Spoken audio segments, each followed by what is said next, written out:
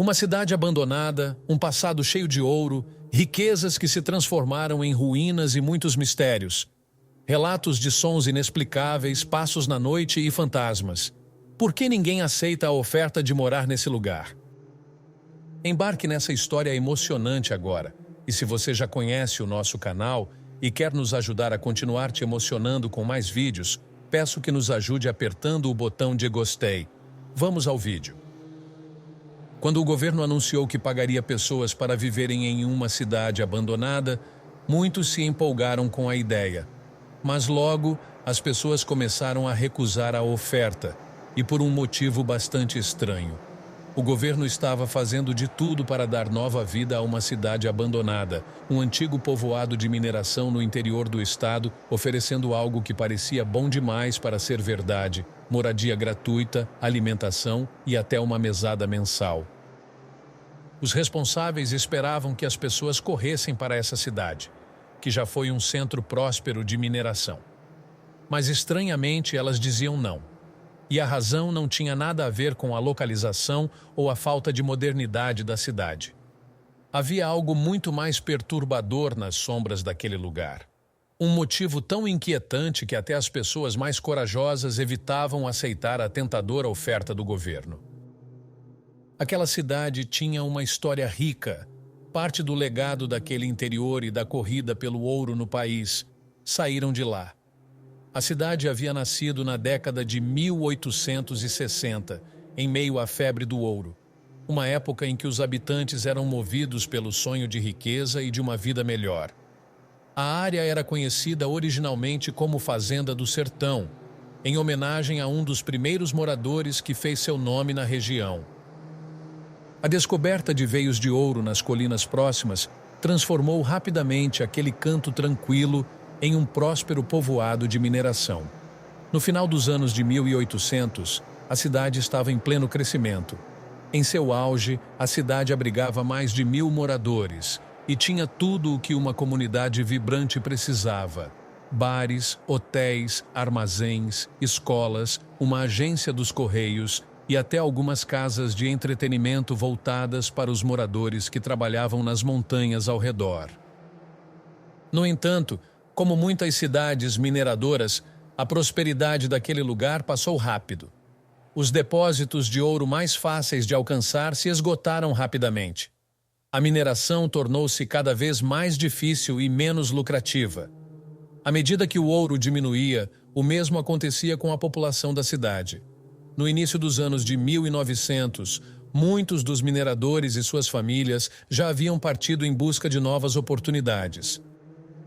As ruas, antes movimentadas, ficaram silenciosas, e o som da indústria foi substituído por um silêncio assustador. A decadência da cidade foi ainda mais acelerada por uma série de eventos infelizes. Em 1912, um incêndio devastador varreu tudo que encontrou pela frente, destruindo muitos dos prédios de madeira. Os poucos moradores que restavam não tinham motivos para continuar lá. Com o ouro praticamente desaparecido e a infraestrutura da cidade em ruínas, a cidade foi abandonada. Quando a Primeira Guerra Mundial começou, aquela cidade estava quase deserta. Os poucos que ainda moravam lá foram atraídos pela guerra e deixaram a cidade entregue ao nada. Mas aquele lugar não ficou completamente abandonado. Uma mulher, chamada Maria Inês, permaneceu. Ela era viúva de um minerador que havia morrido em um desmoronamento. Sem família para onde pudesse voltar e sem outro lugar para ir, Maria Inês decidiu ficar na cidade. Ela assumiu a propriedade de um dos bares e se tornou uma figura conhecida entre os poucos que passavam pela cidade nos anos seguintes. Maria Inês era o elo vivo com o passado daquele lugar. Sua presença era um conforto para quem visitava o povoado, mas também gerava curiosidade e interesse. Conhecida por suas histórias, Maria Inês adorava compartilhar suas vivências com qualquer pessoa que parasse em seu bar.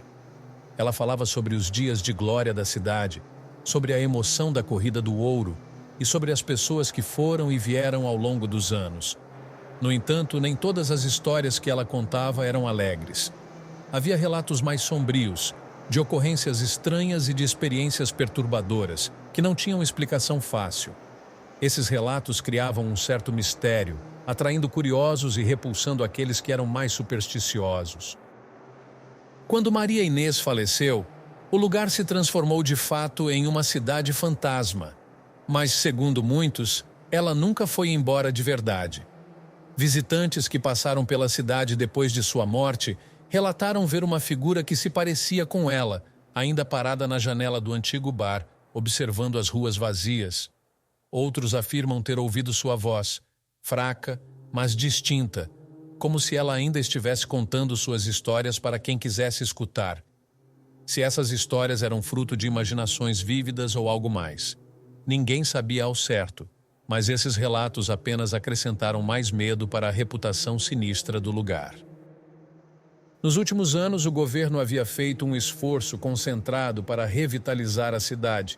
Reconhecendo o valor histórico do local e o estado incrivelmente preservado de seus edifícios, as autoridades estavam determinadas a evitar que a cidade caísse no esquecimento completo. O plano do governo era simples e atraente: oferecer moradia e alimentação gratuitas para quem estivesse disposto a se mudar para a cidade. Além disso, os novos moradores receberiam uma mesada mensal para cobrir as refeições, garantindo que aqueles que escolhessem viver na cidade não precisassem se preocupar com as necessidades básicas. A oferta parecia um sonho para quem buscava escapar das pressões da vida moderna. As paisagens naturais deslumbrantes e a atmosfera tranquila pareciam um refúgio ideal. Apesar daquela oferta generosa, poucos se apresentaram para morar na cidade. As razões para a falta de interesse eram variadas, mas todas apontavam para uma conclusão inevitável. A cidade não era apenas um lugar comum. Havia algo mais profundo e mais inquietante que mantinha as pessoas longe daquele lugar, algo que até os mais céticos sentiam quando pisavam naquele solo. Haviam muitos motivos práticos que poderiam justificar a hesitação das pessoas em se mudar para o lugar. A cidade era distante, sem internet confiável, sem opções de lazer e com infraestrutura limitada.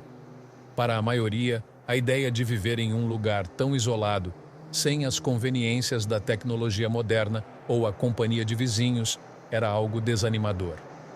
Além disso, a oferta do governo vinha com uma condição: quem optasse por morar na cidade também deveria ajudar a mantê-la. Isso incluía trabalhar na loja de lembranças local, conservar os edifícios históricos e guiar os raros visitantes que apareciam por lá.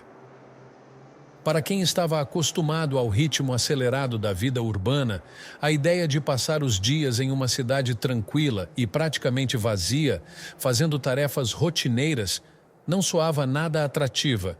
No entanto, os aspectos práticos eram apenas a ponta do iceberg. Havia uma razão muito mais profunda e perturbadora que mantinha as pessoas longe: a reputação sombria da cidade.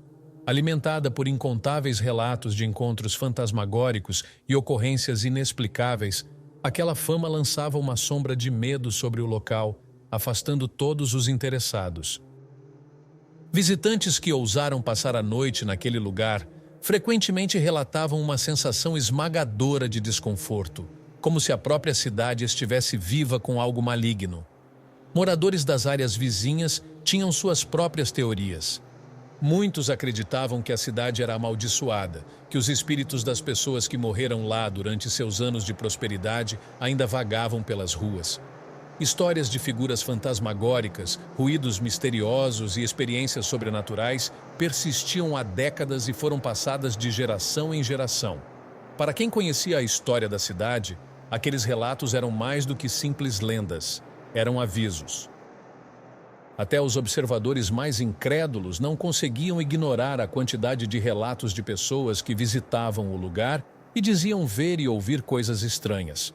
Eram comuns as histórias de avistamentos estranhos, sons inexplicáveis e uma atmosfera que mudava drasticamente, de serena para sinistra, assim que a noite caía.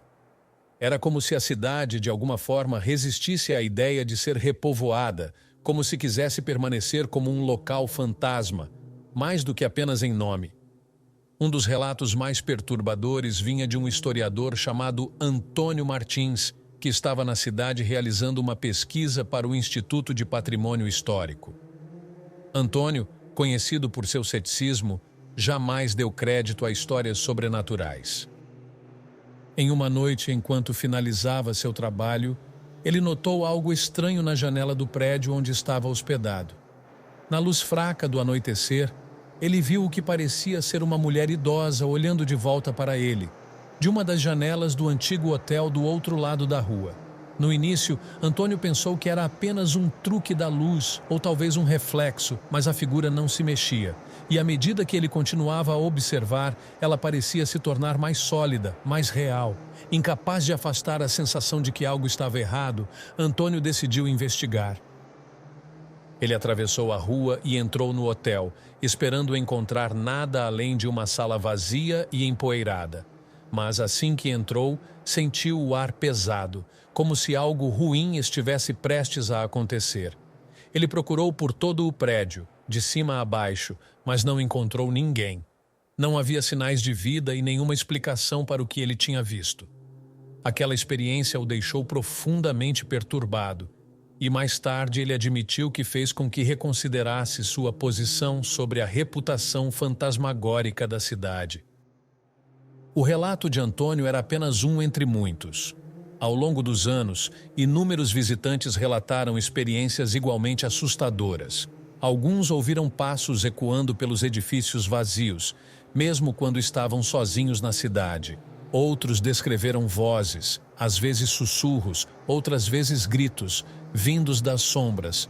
O relato mais comum envolvia o som de um piano tocando uma melodia melancólica que ecoava pela noite. O mais perturbador sobre isso era que não havia nenhum piano na cidade, pelo menos nenhum que alguém tivesse encontrado. Um dos relatos mais arrepiantes era de um casal que decidiu passar a noite naquele lugar como parte de uma viagem pelo interior do estado. Eles já tinham ouvido as histórias, mas estavam mais curiosos do que amedrontados. Chegaram no final da tarde e passaram algum tempo explorando a cidade, admirando os antigos edifícios e a beleza natural ao redor. Quando a noite caiu, acomodaram-se em uma das cabanas restauradas para receber os raros visitantes, e as primeiras horas foram tranquilas. No entanto, no meio da noite, ambos foram acordados por um som alto e insistente que parecia vir do lado de fora. Sonolentos e desorientados, levantaram-se para investigar. O barulho continuava. Era um som rítmico, como alguém batendo em uma porta. Mas quando saíram, não encontraram nada. Não havia vento nem animais por perto. Nada que pudesse explicar o som. Enquanto tentavam entender o que estava acontecendo, o barulho parou de repente, e o silêncio que se seguiu parecia ainda mais opressor. Eles voltaram rapidamente para a cabana, mas os eventos estranhos não terminaram. Algumas horas depois foram despertados novamente, desta vez pelo som de passos ao redor da cabana. Os passos eram precisos, quase mecânicos, como se alguém ou algo estivesse caminhando ao redor deles, na calçada de pedra. Aterrorizados, o casal permaneceu imóvel, escutando enquanto os passos circulavam a cabana, parecendo se aproximar a cada volta. Eles não ousaram se levantar ou verificar o que estava acontecendo, permanecendo imóveis até que os passos começaram a se afastar, desaparecendo na escuridão. O resto da noite passou sem mais incidentes, mas o casal estava tão abalado pela experiência que partiram da cidade logo ao amanhecer, jurando nunca mais voltar. A história deles, assim como muitas outras, acabou se tornando parte da lenda sombria que envolvia aquele lugar.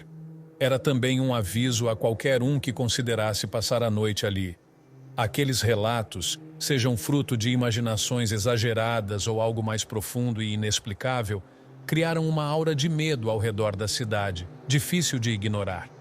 Para aqueles que acreditavam no sobrenatural, a cidade era um lugar a ser evitado a qualquer custo.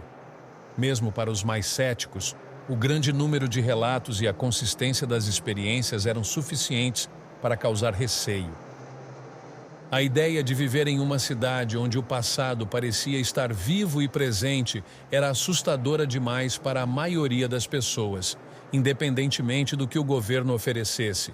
Assim, apesar dos incentivos tentadores, ninguém aceitava a oferta. A razão era muito mais perturbadora do que simplesmente o isolamento ou a falta de conveniências. A cidade parecia um lugar onde o passado se recusava a descansar, onde os ecos da história não eram apenas memórias, mas presenças vivas que assombravam suas ruas vazias. O que solidificou o destino daquele lugar como uma verdadeira cidade fantasma não foram apenas as lendas que cercavam a cidade, mas a consistência dos relatos daqueles que já estiveram lá. A figura de Maria Inês, ainda vista no antigo bar, a música misteriosa de um piano que tocava à meia-noite e os passos inexplicáveis que circulavam as cabanas formavam o núcleo da reputação assombrada da cidade. Além dos relatos de figuras e sons misteriosos, havia algo ainda mais inquietante que permeava a atmosfera daquele lugar. Muitos dos que passavam pela cidade mencionavam uma sensação constante de estar sendo observados, como se olhos invisíveis os seguissem por todo lugar. Aquela presença, seja real ou fruto da imaginação daqueles que conheciam as histórias, era descrita como pesada e opressora. Alguns diziam que o ar na cidade era denso, como se fosse difícil respirar, enquanto outros relatavam um calafrio constante, mesmo em dias quentes. Essas sensações aumentavam à medida que a noite caía, transformando o que parecia ser uma cidade pacata e esquecida em um lugar assustador. Para aqueles que ousavam passar a noite ali, a escuridão trazia consigo um terror notável, como se a própria cidade rejeitasse qualquer tentativa de ser repovoada. Era quase como se a cidade quisesse permanecer deserta, como se estivesse destinada a ser apenas uma sombra de sua antiga glória, presa entre o mundo dos vivos e o dos mortos. Um dos relatos mais famosos daquele lugar envolvia um pequeno grupo de estudantes de arqueologia que decidiu fazer um estudo de campo na cidade. Eles estavam cientes das histórias, mas, como a maioria dos acadêmicos, eram céticos e estavam mais interessados na história e arquitetura do lugar. Eles chegaram durante o dia, exploraram a cidade e montaram suas tendas nas proximidades para passar a noite. À medida que a noite avançava, começaram a sentir um desconforto inexplicável, uma sensação de que algo estava errado. Por volta da meia-noite, um dos estudantes ouviu o que parecia ser o som de um piano, tocando uma melodia triste. O som vinha de algum lugar dentro da cidade, mas eles sabiam que não havia piano algum. Mesmo assim, a música continuava, enchendo a noite silenciosa com uma melodia fantasmagórica. Assustados, os estudantes tentaram dormir, mas o clima de tensão só aumentava. Pouco tempo depois, todos os membros do grupo começaram a ouvir passos do lado de fora das tendas. O som era nítido, como se alguém estivesse caminhando em círculos ao redor deles. Quando um dos estudantes, tomado pela curiosidade, decidiu sair para ver o que estava acontecendo, não encontrou ninguém. O som dos passos, no entanto, continuava, intensificando o medo. A experiência foi tão aterrorizante que os estudantes abandonaram o campo de estudo no dia seguinte sem conseguir entender o que haviam vivido. Relatos como esse se tornaram comuns, e muitos que visitaram a cidade acreditavam que aquele lugar estava condenado a permanecer desabitado. Com o passar do tempo, a cidade se tornou não apenas um local de interesse histórico, mas um verdadeiro ponto de curiosidade para aqueles que buscavam o sobrenatural. Ainda que o governo continuasse a oferecer incentivos, a cidade parecia querer permanecer nas sombras de sua própria história, repelindo qualquer tentativa de reviver seus dias de glória. No final das contas, aquele era um lugar onde havia uma presença, uma força invisível que parecia se recusar a ser esquecida. Por mais que o governo tentasse, a cidade parecia determinada a permanecer como sempre foi.